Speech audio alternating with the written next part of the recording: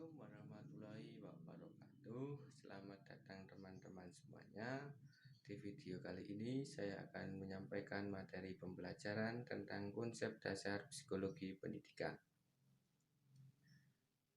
Sebelumnya, apakah teman-teman sudah tahu apa pengertian psikologi pendidikan itu? Ya, benar sekali. Secara etimologi, psikologi berasal dari bahasa Yunani yang berarti yaitu psyche yang berarti jiwa atau soul atau spirit atau roh, dan logos yang berarti ilmu ataupun nalar atau juga logika. Jadi kalau digabungkan, psikologi itu adalah ilmu pengetahuan yang menyelidiki dan membahas tingkah laku terbuka dan tertutup dalam hal ini kejiwaan pada manusia, baik selaku individu maupun kelompok dalam hubungannya dengan lingkungan. Mana sampai di sini sudah pada paham teman-teman? Ya, baik, kita lanjutkan. Kemudian pendidikan berasal dari kata didik yang artinya memberi pembelajaran.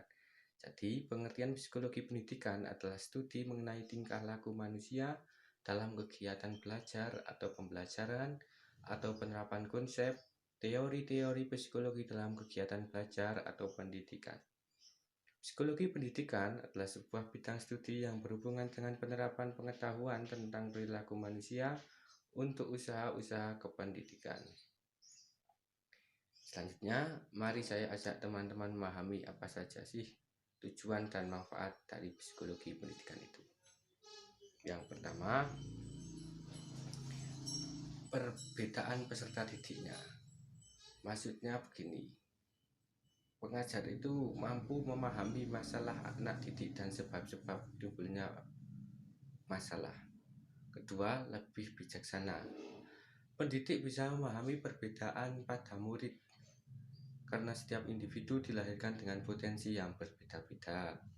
Ketiga, meningkatkan ilmu pengetahuan, yaitu membantu para pengajar supaya menjadi lebih bijaksana dalam membimbing muridnya.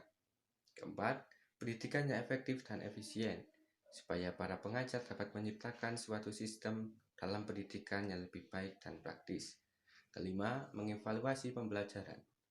Maksudnya, dapat mengetahui mana hasil pembelajaran yang efektif dan mana yang harus dievaluasi. Jadi, gimana bisa dipahami kan teman-teman? Baiklah.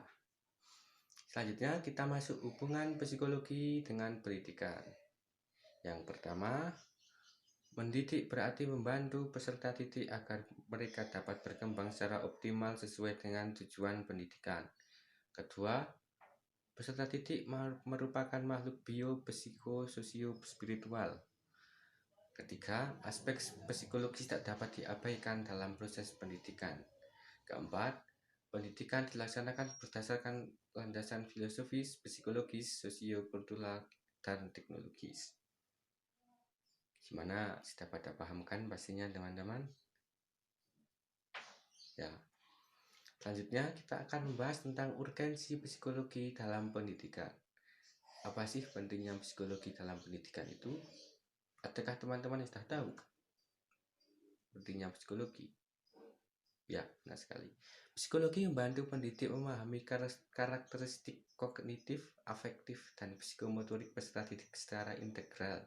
Kemudian, pendidik juga mampu memahami keunikan peserta didik sesuai karakteristik psikologis masing-masing. Selanjutnya, pendidik juga mampu mengatasi masalah belajar dan menciptakan lingkungan yang kondusif serta menyenangkan bagi peserta didik. Itulah pentingnya psikologi pendidikan karena membuat proses belajar mengajar menjadi lebih efektif dan efisien. Dan yang terakhir, kita akan membahas apa saja sih kontribusi psikologi pendidikan bagi teori dan praktek pendidikan. Langsung saja yang pertama, pengembangan kurikulum. Pengembangan kurikulum dapat dilakukan dengan mempertimbangkan aspek psikologis, di antaranya karakteristik psikologis peserta didik, kemampuan peserta didik untuk melakukan sesuatu dalam berbagai konteks pengalaman belajar. Kedua, pengembangan program. Pengembangan program pendidikan yaitu dengan penyusunan jadwal pembelajaran, jadwal ujian, yang itu semua tidak bisa lepas dari aspek psikologis peserta didik. Pengembangan program juga harus mengacu pada upaya pengembangan kemampuan potensial peserta didik.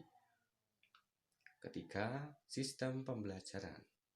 Sistem ini meliputi pemilihan teori belajar yang akan diaplikasikan, kemudian pemilihan model-model pembelajaran, pemilihan media, alat bantu, sekaligus penentuan alokasi waktu belajar dalam pembelajaran. Keempat, sistem evaluasi. Sistem evaluasi ini meliputi penentuan teknik evaluasi, yaitu teknik tes ataupun non-tes, penentuan jenis tes, yaitu lisan, tulis, atau perbuatan, serta objektif atau subjektif, serta penentuan mengenai waktu pelaksanaan evaluasi tersebut. Baik, terima kasih. Mungkin itu saja materi yang dapat saya sampaikan. Semoga bermanfaat. Terima kasih telah menonton teman-teman. Saya akhiri. Wassalamualaikum warahmatullahi wabarakatuh.